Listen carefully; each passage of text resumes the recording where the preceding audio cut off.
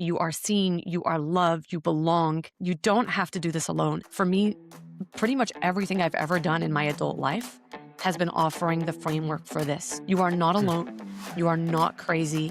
You don't have to feel shame. You don't have to do this alone. Hello there. Welcome back to the next episode of the Goal Crazy podcast. I'm your host, Jason VanDevere, and today I have with me Folly Klein. And Folly is really inspiring. I'm excited to talk to her today. She's a breathwork facilitator. She's an entrepreneur with a really interesting business. She's an author. She's a mom, but I know she's going to have some exciting lessons to share with us. But Folly, welcome onto the show. Thank you so much. I'm not intimidated at all. I'm going to pretend to be super easygoing about all this. Yep, you'll be good. You'll be good.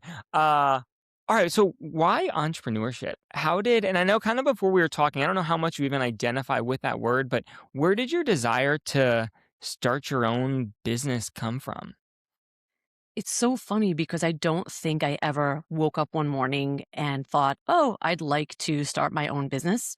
I think it was kind of almost like God brought me here. If you would have Hmm. asked me as a kid, what do you dream of doing when you grow up? This is definitely not what I had told, what I would have said. This is not Okay. the life I envisioned. It's definitely the life that a higher order planned for me. Hmm. But if you ask me what prompted me to get to this point, I read a really good line just last week. Yeah. Your obvious is someone else's $1 million question. Hmm. Your And obvious is yeah. yeah, so I realized that life has offered me a tremendous amount of opportunity in the form of challenges that I needed to go through, that Hmm. different relationships, different experiences. I'm a two-time cancer survivor, just Right. really good stuff that I had to deal Hmm. with. And I guess I learned so much along the way that the way I started living my life was the obvious result of what I had gone through. And Hmm. when people started giving me feedback on that, like, oh, you're so inspiring, or oh, where can I learn this? Or oh, where did you get that from? I think my life experiences naturally led me to evolve along this path, wanting to Hmm. give this over to others. I realized that I don't want people to feel like they have to struggle, like they have to go through something difficult in order to grow, in order to evolve. What if I could take everything I've learned through struggle and give it to you in a way where you don't have to go through the 1,000 miles that I've walked to get to this point? What if I can gift it to you? Because there are people who are seeking and they'd love to learn Hmm. and they'd love to grow, and I'm really there for that. Yeah, that's good. Well, we might come back to that later. Like our challenge is actually part of the necessity to get you the growth. But can you share with us what were some of those life experiences, those struggles that you went through that inspired others? Well, I was diagnosed with cancer in my teens. So, Wow. whenever a teenage kid is worrying about having a bad hair day, I was like, Mhm. okay, I'm dealing with a no hair day. So, Wow. it really up leveled my experience. And I was 16, and 16 is that pivotal year. Like the schools were busy with us taking our SATs, thinking about college, thinking about our future. And I was like, I'm not even sure I'm going to live to be 17. That's an Mhm. interesting thing to comprehend.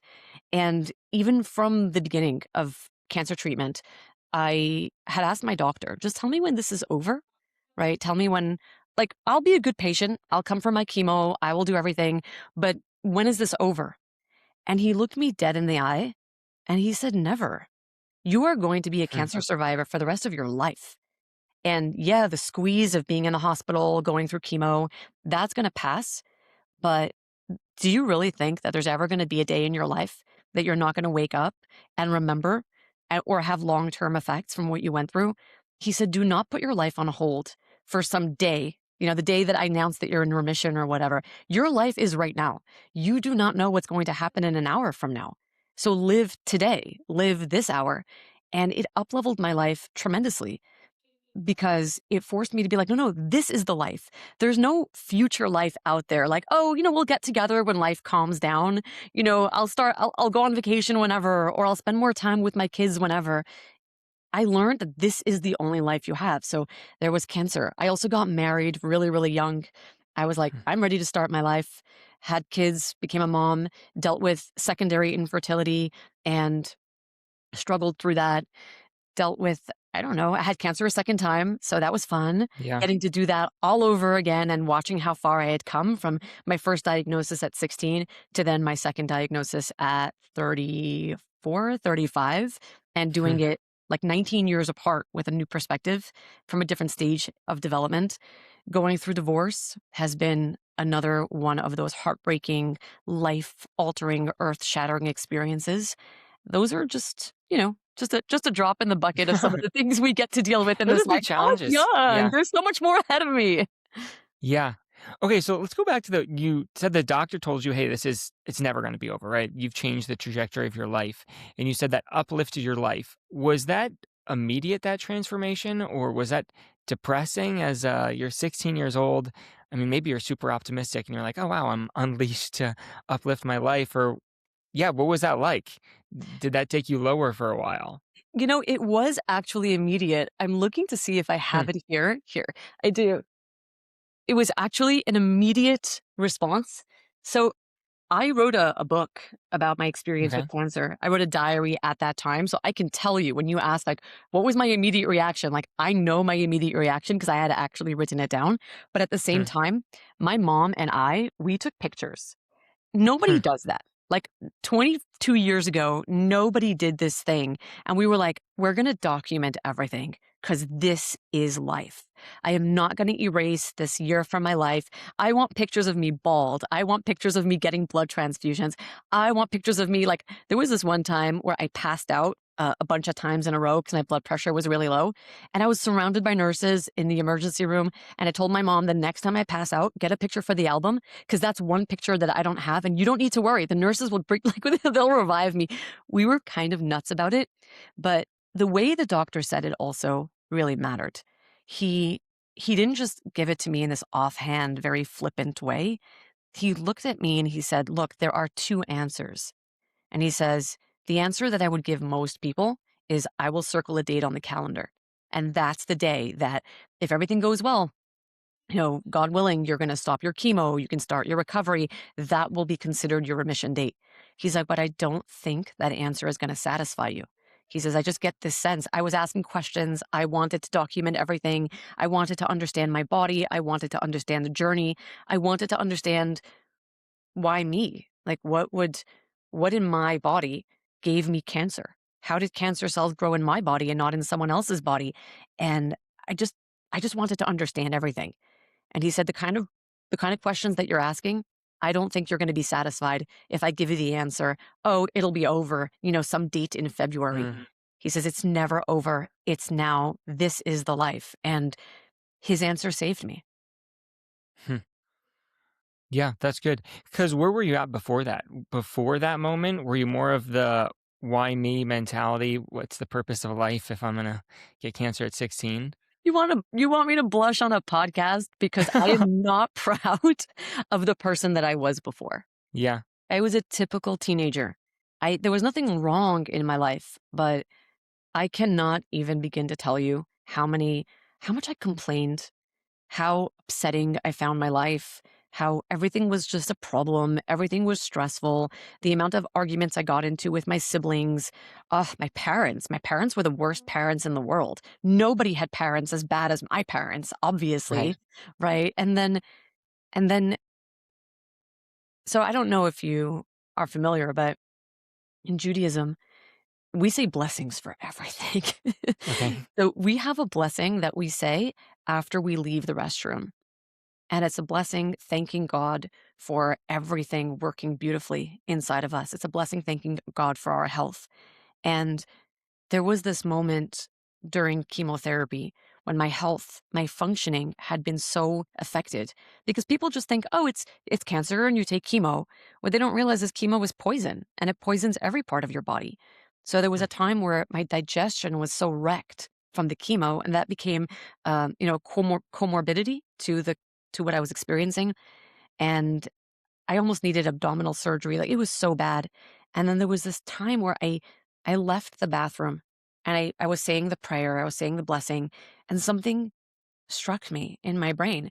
I have been saying this prayer upon leaving the restroom my whole life, since I was old enough to say it by heart, so you're thinking 6 years old? How many times a day? And I had never once realized that my body is a gift, that I should have had so much gratitude for what was working right in my life. And it wasn't until it was taken away or I was faced with losing it forever that I started begging for it back and appreciating it. So, yeah, the kind of person that I wasn't a bad kid. Like the trajectory of my life, I would say it was actually fairly normal. I was doing what Mhm. all kids my age were doing, complaining. We're teens. We were differentiating from our parents. We were rebelling a little bit, testing some boundaries, but I wasn't happy. Mm. And having to go through something like that taught me that happiness is an inside job, very much so. And and we always have what to be grateful for. And Mhm. mostly it's the little things. And at that point in my life, when I realized that I had come so close to losing what I didn't even know I needed to be grateful for, I decided that every night before I go to bed, I'm gonna always say evening prayers. And right after my evening prayers, like the last thing before I fall asleep, I said, I'm gonna have a conversation with God and I'm gonna tell him three things every day that I'm thankful for. And I made certain rules about it. Like there were three things, and they have to be small things because it's so easy to thank God for the big things. But I wanted to develop this muscle of appreciation, of noticing the miracles that you very often overlook. Like, thank you for turning the light green when I was on the way to that meeting that I almost was late for, or um, thank you for the birds chirping this morning when I woke up because it made my mood better. Like the small things. And it trained me to think about life and to experience life in a whole new way. And that's that thing that I very much try to give over in my work. When you talk about entrepreneurship and Mhm. what's the baseline to everything I do, it's very much this. It's giving people back the experience of the everyday adventure, wherever and Mm. whatever it is that you're doing in your life. Hmm. That's a really good, yeah, mental muscle to strengthen. Do you feel like over the years after doing that, when are you thankful for the cancer you had when you were 16 years old? Very much. I mean, it's not like I would just choose it out of a bucket, Right. like, oh, this would be nice, to Yeah. just do this. But I'm thankful not just for the experience because it was exceptional. And like I said, if you had asked me at 16 who I envisioned being when I grew up, I could not have envisioned this life. And this life that I get to live right now is so much better than anything I could have ever dared to imagine for myself. It was like that thing that I went through, amongst other things that I went through, launched me, built me, honed me, and made me into the person that now gets to live this life. And more Mhm. than that, it taught me what I'm capable of. So, cancer is the story that everybody knows about my life because I wrote a book about it and people just know me as the kid who went through cancer. But that happened when I was 16. I'm 38 now. So, a lot of water has gone under the bridge and I've dealt through things that, believe it or not, have been worse than cancer, but Mhm. maybe were more private struggles. But I've been able to wake up in my life thinking, no matter what life throws at me, I've already done it. I've already fought for this life. I've already, at 16, when I didn't know what I was living for, and then the doctor tells you, you may not live till till 17, and you have to ask yourself, if I'm going to fight for this life, why? What is this life? Like I can't just fight not to die. I have to fight to live. So what is this Mhm. life that I want to live? And and so I'm so grateful for that experience because it taught me what I'm fighting for. I value my life. So no matter what I go through, no matter what challenges come my way, I know why I'm getting up. I know why I'm getting out of bed. I know why I keep fighting. I know my true north. I know I I I know that future self that's waiting for me on the other side of it. And I've already done it. Like I've been Mm. through the hard stuff. I can do it again. Yeah, that's good, and it's from you going through those experiences, now you help people with this really deep work, which we'll get into, but, it sounds like it started here, right? You had to do this deep work.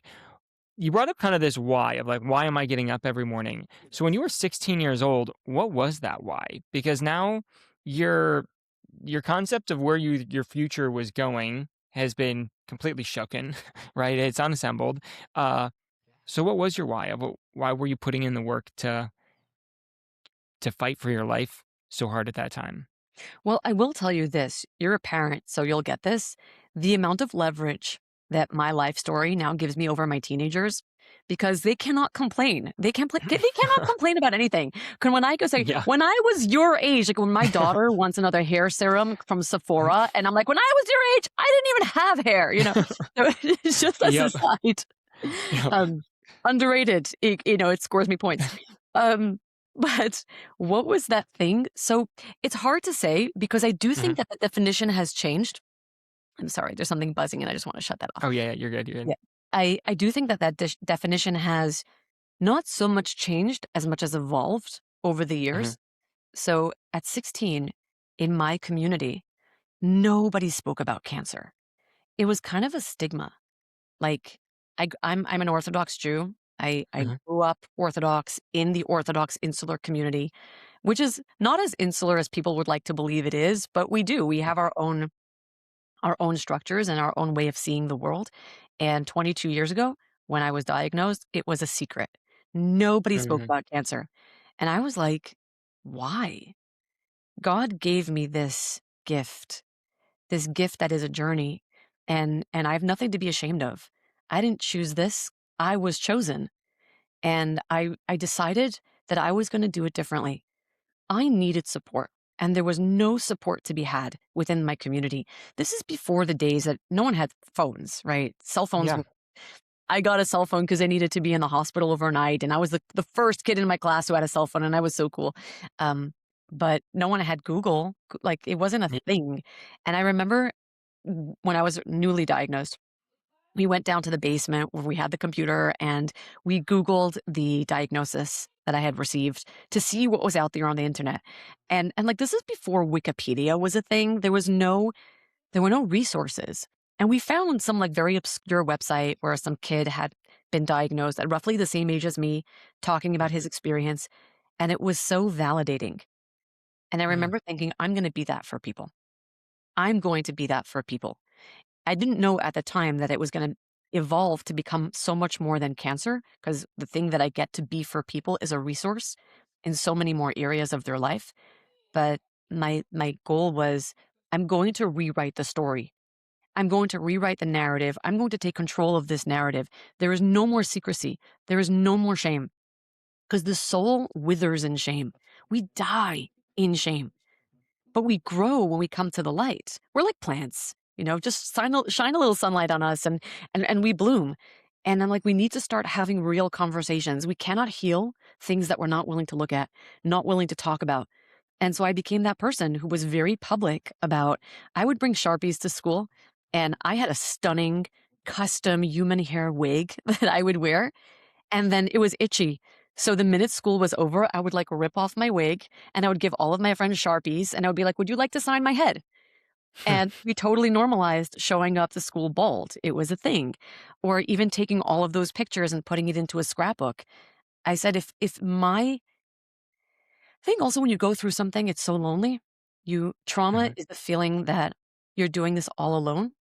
Mhm. And I didn't want to be alone. And I didn't want anyone else to ever have to feel alone. I wanted people to know someone has walked this road before.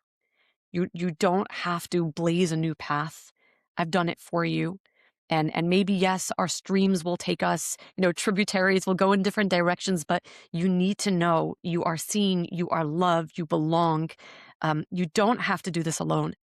And for me, pretty much everything I've ever done in my adult life has been offering the framework for this. You are not Mm. alone. You are not crazy.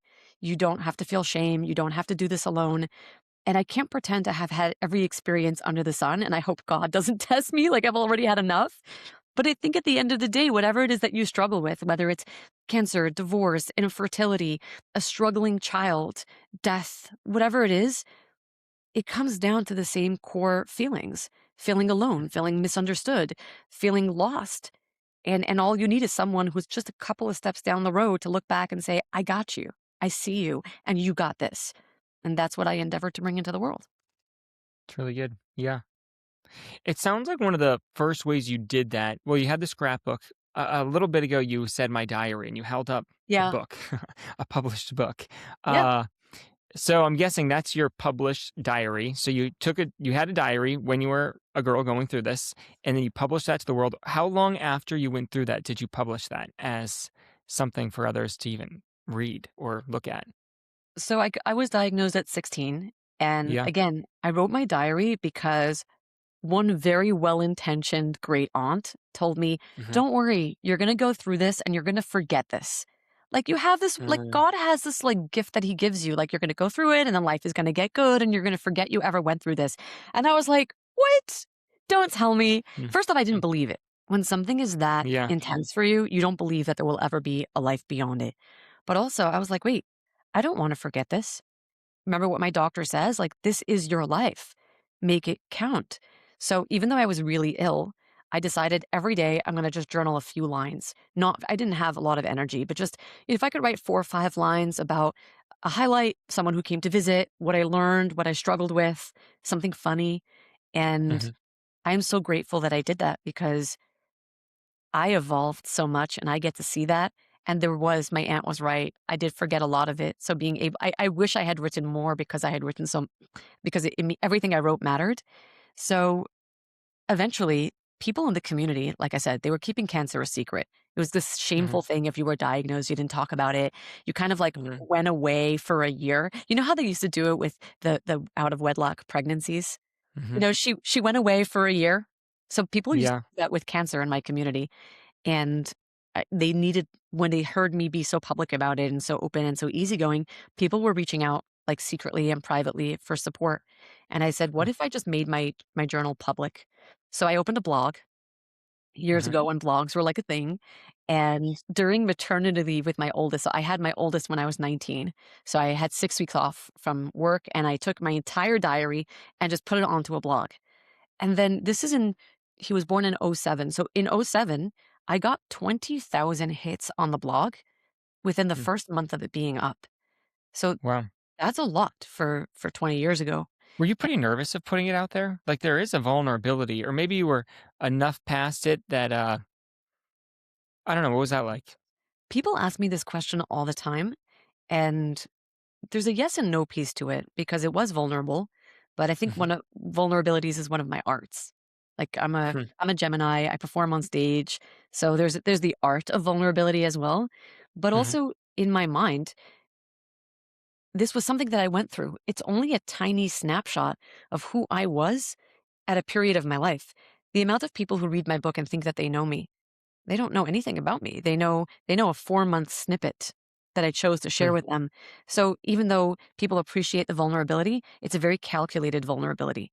I didn't just vomit my soul onto those pages. Mhm. I gave the world what I was ready to give them, what I thought could be helpful, but I kept my soul for myself.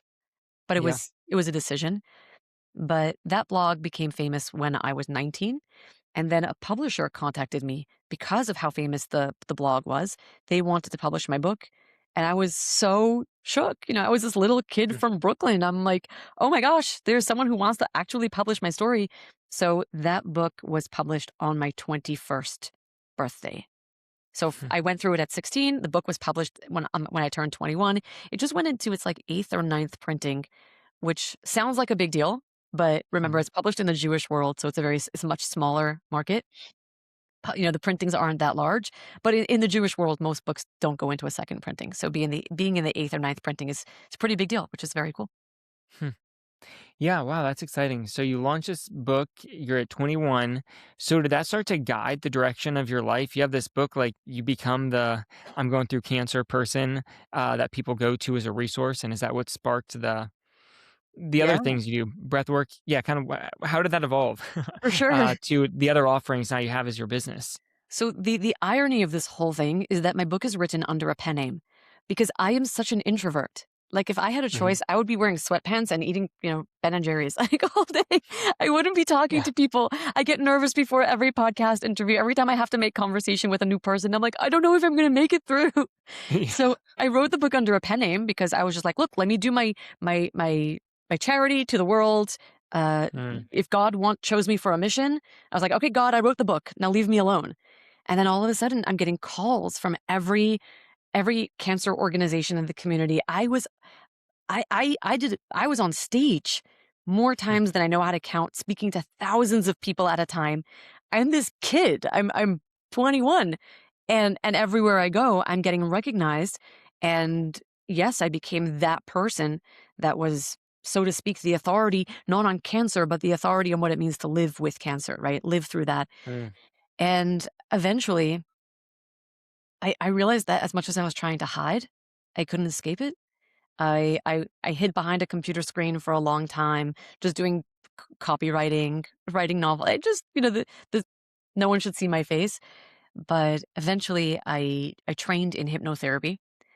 Mhm. It was also like divinely inspired how it came into my life, and what led me down that track. And I started seeing clients one on one, and that was life changing for me. Again, I got nervous before every session. Like, who am I to guide someone through such an important part of their life? I was also so young. I was younger than most of the clients I was seeing, but it was so incredibly fulfilling to be able to witness that level of transformation, to be able to hold space for people. I realized something so important also. I realized that I never met someone that I couldn't fall in love with. After you speak to someone and you really see them, and they start making sense to you, which everybody does. If you speak to someone long enough, they make sense. I just realized there was just an abundance of love that I carried beneath my judgments, beneath my discernments, and I wanted to bring more of that into the world. Not necessarily my love. I wanted to help people tap into more of that. How can they just feel more love to one another, more love for the life that they're living? And so I never really finished my training. I was always running back to training, up leveling my life, learning more. All right. So this is where a lot of people get stuck. It's not that they don't want to launch a business, it's that they haven't found the right business idea or they don't know how to get their current idea off the ground. And that's why I created a free training that'll walk you step by step through this process to discover your perfect business idea, validate that it's a winner, and get it launched this year. You can access that training at goalcrazy.com/free training. All right, let's get back into the episode. Breathwork was the so I hypnotherapy, I went really far in hypnotherapy. I ended up Mhm. graduating from the Newton School, which is like, without going into the full nerd mode, in order to get accepted to the Newton School, there's like 4 years of prerequisites. It's a big deal, and it was a big deal for me to get accepted and to graduate, and then I got my licensure so that I can train others in hypnotherapy, which was very meaningful to me to bring more of this more spiritual work into into the world, which is ironic because I'm an Orthodox Jew, and you would think, being Orthodox, being Jewish, I live in a spiritual community. I live in a religious community, but not necessarily a spiritual community. And I felt very deeply about bringing more of that spirituality, the God consciousness back into people are experiencing trauma, they're experiencing pain, and I think that's Mhm. the ultimate form of separation. And if we can give them back the meaning, or give them back the magic, give them back their place in the mystery of creation, you realize you're not isolated, you're part of a much bigger picture, and I wanted to bring that back, so training people in this modality has been a gift. But breathwork is the one I avoided all along. I don't know how familiar people listening are with the Jonah story, right? So it's in the, I don't know how to say it in English. Um, so there's the Bible, and then there's the Oh, prophets. like Jonah from the Bible? Jonah, Like, yeah, Jonah yeah, from the Jonah Bible, in the right? ark. Right. Yeah, yeah, So okay. Jonah. Okay, I thought this was like a breathwork, No, no, no, no, story. I no. was like, I don't Jonah, know. like the actual Yeah. Jonah from the Okay, the Bible. Jonah okay, yeah. Yeah. So Jonah and the whale, right? Go back Oh, to yeah, your yeah, heads Jonah and and the whale. tails. Sorry, I'm thinking Yeah. Noah. Noah, Jonah and the whale. Yeah. Noah and the ark and Swallowed Jonah for and the 3 whale. days. Yep, yep, yep. Okay. Yeah. So Yeah. I feel like breathwork was my Jonah story, because if I look back over my life, it is so clear that this was one of the things I was going to be destined to do. Like, from the time I was a kid, I was an athlete. So I was always conscious of my breath. The chemotherapy that I took scarred my lungs. So they told me that I was going to have diminished lung capacity for the rest of my life. And and that I was going to spend the rest of my life suffering respiratory infections, asthma. And I was like, nope, nobody gets to tell me my limits. That doesn't work for me. I don't know anybody who has better lung capacity than I do in my world. But I didn't want to do breath work. Breath work forced me. When I was introduced to breath work, I had such terrible resistance to it because, first off, breath forces you to be in your body. You can't breathe outside of your body. You're taking breath in, and you're taking it deeply in. And breath needs to be touching every one of your cells. Every one of your cells need oxygen in order to thrive. And we all have parts inside of ourselves that we don't want to touch. whether they're emotional parts, physical parts. We have scars, emotional, physical, spiritual scars. And I was running. I thought that I was such an evolved person that I had it Mm, all figured out, and I did here in my mind, but in my body, I that was a place I didn't wanna go. And every time that breath work came into my world, I was like, "This is a cool experience. Yeah, but it's not my medicine." I really thought that the mind was my medicine. And then I ended up getting to it from, again, a backward source. I ended up in schooling, a really intense schooling for intimacy and sexuality, the embodied feminine. And I felt like I needed it because there is a lot of trauma. Like as I was seeing a lot of one-on-one clients, sexual trauma was coming up a lot. I felt I needed to get more training in that. So I did. And in the training that I'm in, all of a sudden, they're like, well, breath work is going to be 30% of your grade. And I'm like, "What?" If I had uh, known that this training was gonna be so breathwork based, I would not have done it. And again, I kept telling myself, "It's fine. You're not here for the breathwork. You're here for the training. Just finish your certification, graduate, and you never have to do this again." And then I dreaded every breathwork session, and then there was one moment, one breathwork session where something it was like a switch flipped inside of me. And at the end of the breathwork session, I sat up and I opened my eyes, and I felt like it was probably the first time in my life that me, whatever I define as myself, was actually looking out of my eyes. I don't know how I was living life before. I think I just was following my body around. Like my body would walk and I would just mm, find, follow it around. There was this feeling of like, I'm here. And I got the sense that my body was telling me, welcome home. And I knew that this is it. I'm going to learn everything I can. So of course I went from that training into like 5 different breathwork trainings. I wanted to learn everything. And mm, in 2022, I got a lot of requests for the way I ended up practicing breathwork ended up being informed by so much more than what I had been learning from people. It was being informed by my life, by my knowledge of science and medicine. Remember, a lot of people who go to breathwork training, they just learn, okay, how to breathe someone. But I had already had cancer. So I knew my body on a biological level, on a chemical level. I understood hormones. I understood what was changing inside me. I was able to track that in other people. I'm also very musically inclined. I come from music, a lineage of music. So to me, breath is sound, it's frequency.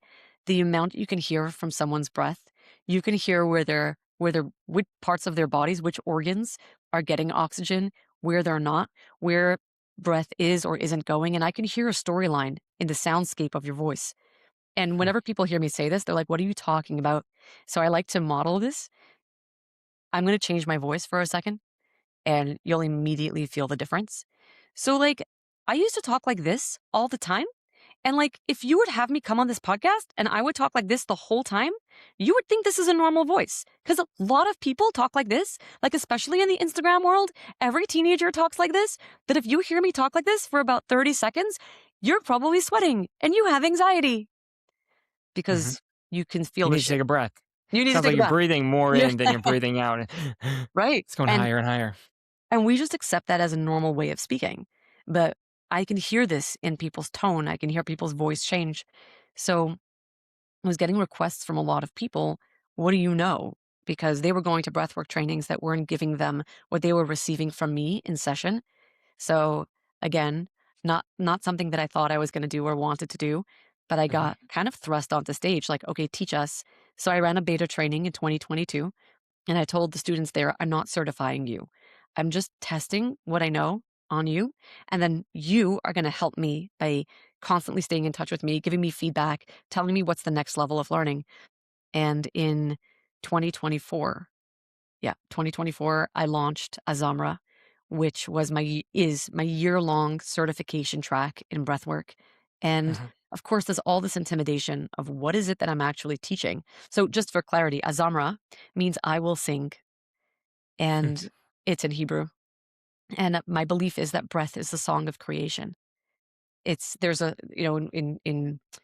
in the book of Psalms, there's this line, I will sing to God with all of my being. And your beingness is your breath. How do you know that you're being? How do you know that you're alive? For as long as you're still breathing, you're alive. So I took it to mean that your breath is your song. And so many people are not singing with their breath. They have no idea what it means to take a deep breath. And I want that when people experience breath work, they should feel like their heart is singing. They should feel like the birds are chirping, that they are part of that. Every animal knows the song of creation. How do the birds know to sing at dawn? Because they're tapped in. And we also know how to sing. Think about who hums. You walk into the kitchen and mom is humming when she's happy. Happy people hum. They understand intuitively song. So my entire breathwork training became focused on this concept, the science of it, the song of it, the spirituality of it. And there was a little insecurity around that as well, because who am I to teach when there are teachers doing this for many more decades than me? But there is something that I get to give. My background, the knowledge that I have in terms of my religious upbringing, how how song and breath and prayer have been interwoven into my life since birth. And I to me it's not separate. Like breath is a form of prayer as well.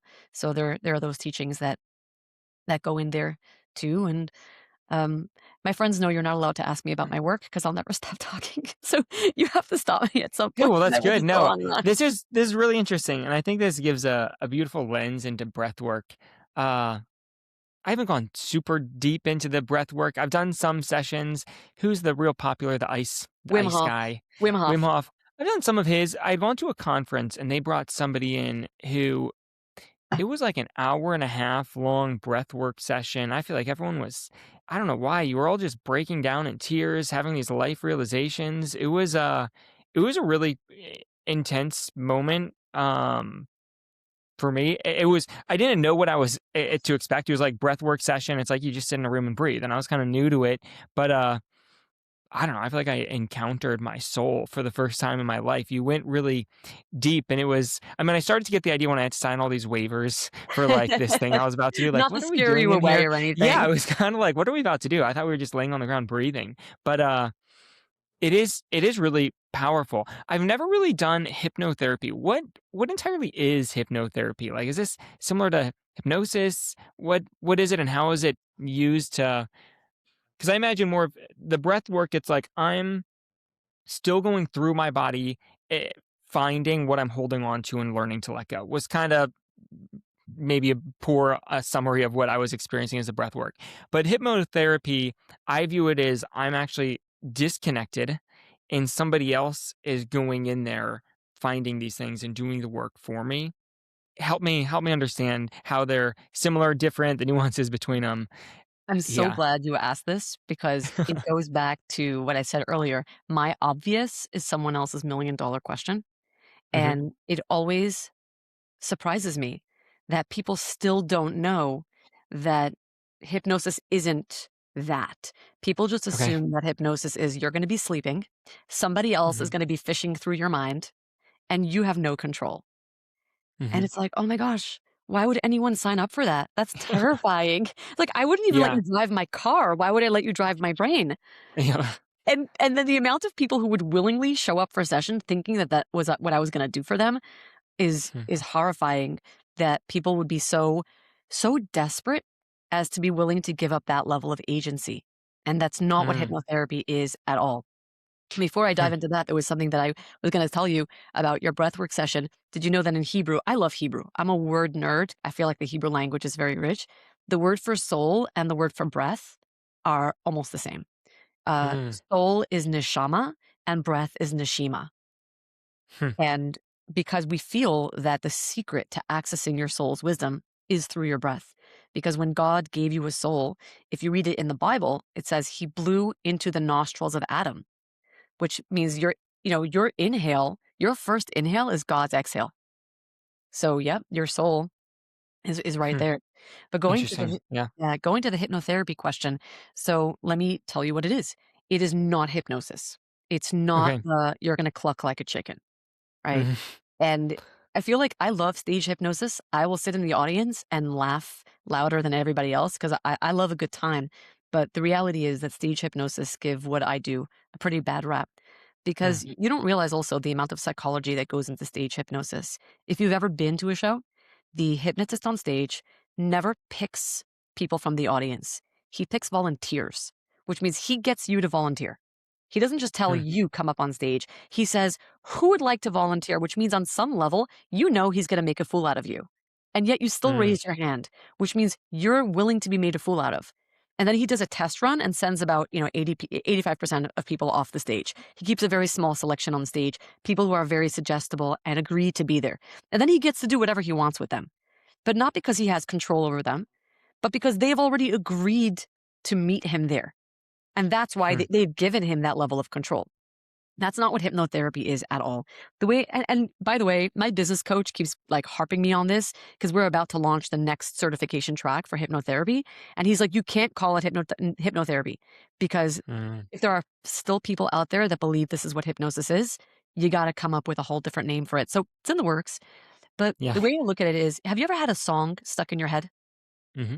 for like Yep. 3 days? Yeah. But you're still able to drive, you're still able to work, you're still able to talk to your kids. So what's happening there? You have two minds. You have your conscious mind, that's the one you're in control of. And then you have your subconscious. I mean, you have your unconscious too, but let's just cleanly conscious and subconscious. And your subconscious mind is not as much in your control. And that's why it gets to do things like play a song in the back of your head for 3 days on a loop, but you still get Hmm. to live your life.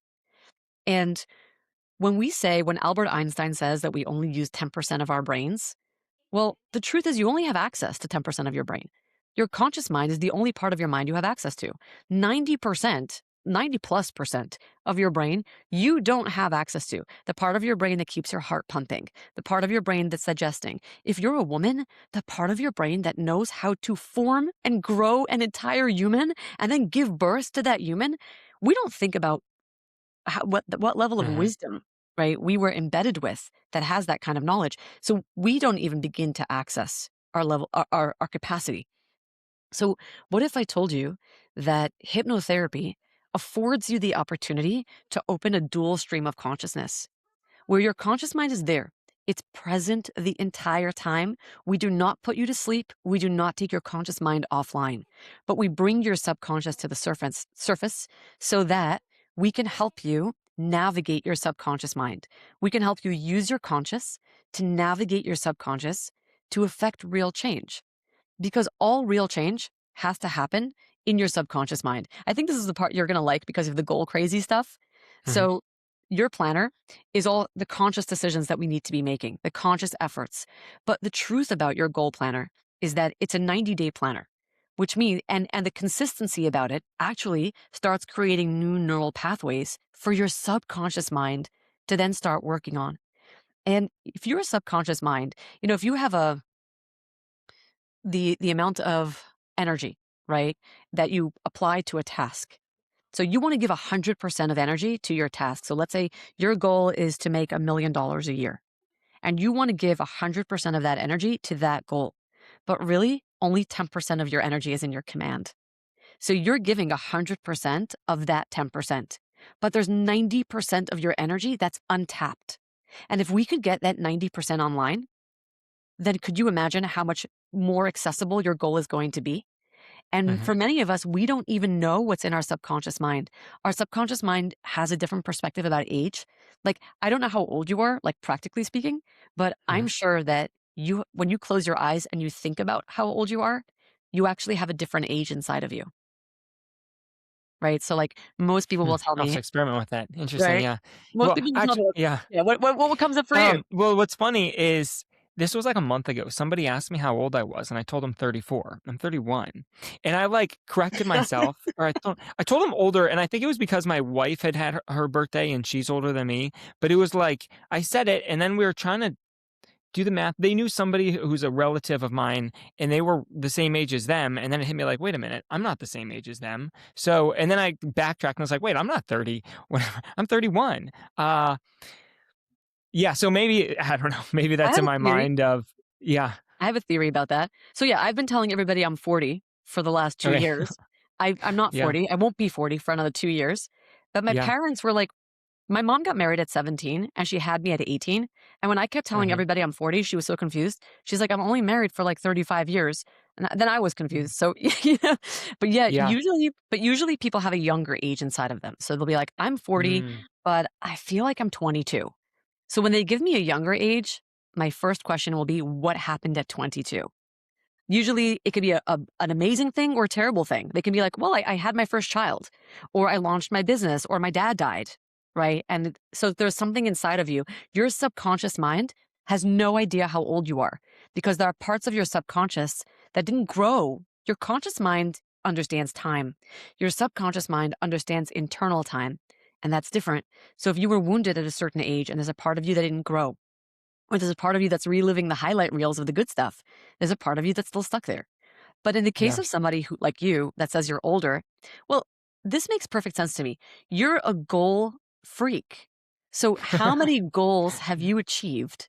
Like, when you say, I set my 5 year goal, something that I should have achieved by 34, and then you achieved it actually at 31. So, your subconscious mind is going to do the same thing. Like, if you've told yourself by age 34, I will be, married with 3 kids or whatever it is, and then you accomplish that sooner, your subconscious mind doesn't know what year it is. It just knows that you were Yeah. supposed to accomplish that goal by that age. You accomplish the goal, your subconscious decided now that you're that age. It's very Yeah. simple. Well, I think it's directly connected to we're about to have our fourth kid, and lots of our Oh, friends are older than me, and they have a bunch of kids. And I feel like in my mind, because now we're about to have as many kids as they do, and they're older than me, it's like I'm that old. Uh, yeah. but no, I'm not. I am a little bit younger than they're in their mid to upper 30s, and I'm in my early 30s. But okay, hey, I know I'm Yeah. running over on time, and I feel bad about that. I'm I loving lost this. track of time. Yeah, me The too. thing I have to Uh, do after this podcast is accounting. So keep me on as long as you want because you're just saving me from accounting. Yeah. Well, I feel like this helps me better understand what hypnotherapy is. And I think it sounds incredibly helpful. You're allowing somebody to go in, work on your subconscious. Because you brought up earlier, if you're 100% focused on the goal, that's only 10% of your mind, and you're not tapping into the 90. But it's so often, I know for myself and for clients I'm working with, you're 100% focused on going one way, and the 90% is focused on going the other way, or just like we're staying right here. So it Right, doesn't and you matter how wouldn't hard you pull. necessarily know. Like, Yeah. hypnotherapy can bring that to light, and also, like, the age factor. Hmm. Well, if you got stuck at a certain age, right? Let's say you experience something very difficult, and then your subconscious mind is there. It doesn't wanna let you grow, and it doesn't know that actually it's in your benefit right now, that what was keeping you safe at age 20 is actually hindering you at age 35. Mm, So, hypnotherapy, you are fully conscious, you're aware of everything. We need you to be aware because we want you to bring those dual streams. But a gifted facilitator is going to help pick out those threads and help you weave your life back together with the wisdom. I think trauma is an unprocessed story. It's a story where you haven't yet cultivated the wisdom. So you're still mhm. sitting in the experience of it. But once you've gathered the threads of wisdom, you can move beyond that. And then the trauma becomes your gift. So a gifted facilitator with hypnotherapy will help you do that. And then you can harness all of that untapped potential to where you'd like to go in your life. Yeah, You go that's helpful. crazy. Yeah. All right, I got one last question, and then I'm gonna Right. let you off here. Are you a goal-oriented person? Like, are you somebody who has written goals down, or do you feel like that conflicts with kind of your approach? Uh, how's that work? So it's so funny that I'm talking to you and you're like so goal oriented because I have so much secret shame about having goals because Mm, I tell myself it's perfectionism, it's like OCD to dream that big. And it's not even about dreaming big because I dream very structured as well. mhm, Like my goals are very I know what I want and um it's not like up in the clouds. So yes, I am. I do have okay, very, very specific goals for my life. And my goals, on the one hand, intimidate and terrify me. And on the other hand, every day, I tell God the same way that I am living now a life that I couldn't have planned when I was 16. Whatever my goals are, if you have a bigger, better, and wilder plan for mhm. me, by all means, take it away. Yeah, that's good. Yeah, have the goals, but you gotta have a level of surrender. So I know I could keep asking you questions for a while now. For people who are more curious to learn about you, the work that you're doing, where's the best place for them to go? Well, they can find me on my website. It's my Okay. name, FallyKlein.com. Yep. There's not a ton there. I almost feel shame around it. Like, how do you It looks define good to me. Yeah, it's Yeah. like I love life. So, my website is like my front door on the internet. The Hmm. best way to keep track of what it is that I'm doing is get onto the website, sign up to my email list. I usually send out an email once a week. It's like my living out loud therapy. I just kind of do Right. my therapy in my email inbox. And that's the best way to stay tuned for what I'm up to in my world. And there's always an adventure happening, that's for sure. Yeah, I love it. All right. Well, I'll put the link to your website below. But Folly, thank you so much for coming on here with me. Thank you so much, Jason. Hey, thank you so much for listening to this episode and making this show possible. If you're serious about launching your own dream-driven business idea, it's time to take the next step. I created a free training that'll walk you step by step through the process to discover your perfect business idea, validate that it's a winner, and launch it this year. You can access that free training at goalcrazy.com/free training. And if you want more content like this, be sure to subscribe below. I'll see you in the next episode.